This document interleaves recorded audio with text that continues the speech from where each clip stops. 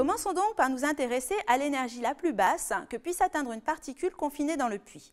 Cette énergie correspond à une valeur de 1 pour petit n, soit une énergie EA égale à pi carré h bar carré divisé par 2m a carré.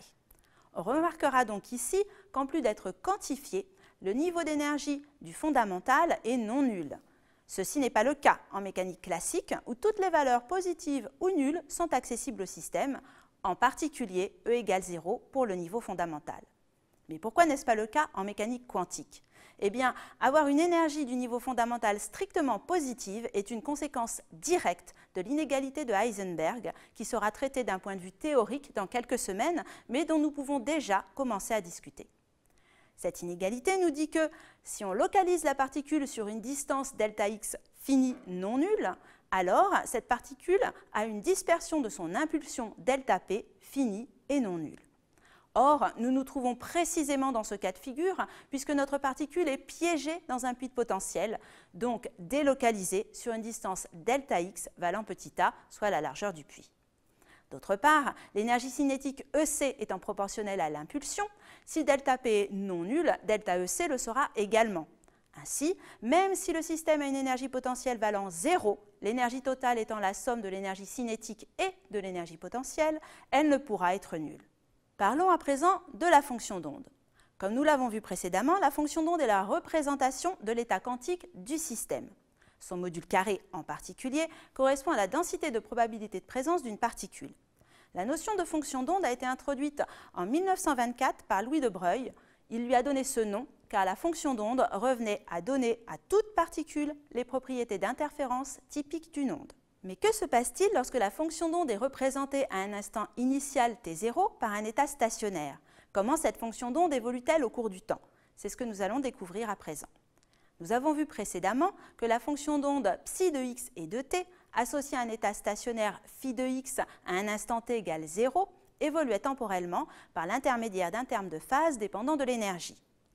La densité de probabilité de présence, ρ, étant le module carré de psi de x et de t, elle vérifie l'égalité ci-contre, que l'on peut réécrire sous la forme suivante.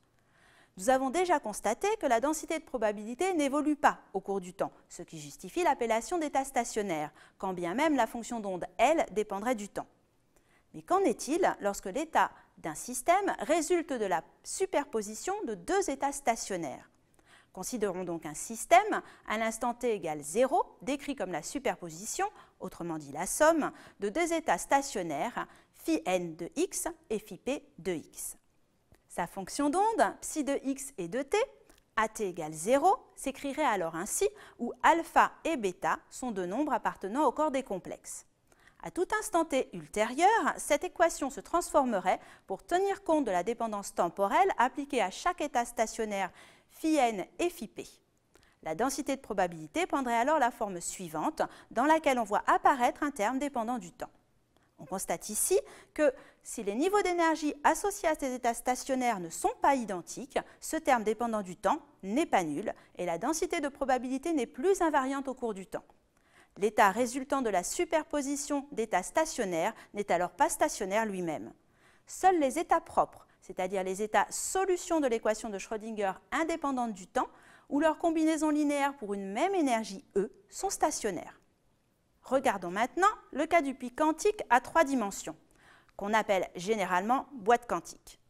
Comme l'énergie potentielle s'écrit comme la somme des 3 termes V de x, V de y et V de z, nous pouvons ici aussi séparer les variables et considérer les fonctions d'onde du système comme produits d'une fonction d'onde pour chaque axe. L'équation aux valeurs propres se résout alors très facilement et aboutit à cette expression pour les énergies accessibles au système. On remarque ici que si A égale B égale C, alors il peut y avoir des états différents associés à une même valeur de l'énergie. Dans ce cas, on dira qu'il y a dégénérescence des niveaux d'énergie. Par exemple, si A égale B égale C, l'expression de l'énergie est la suivante. On voit alors clairement qu'il y a 3 états différents qui ont la même valeur propre de l'énergie. Dans ce cas, on dira que la dégénérescence vaut 3.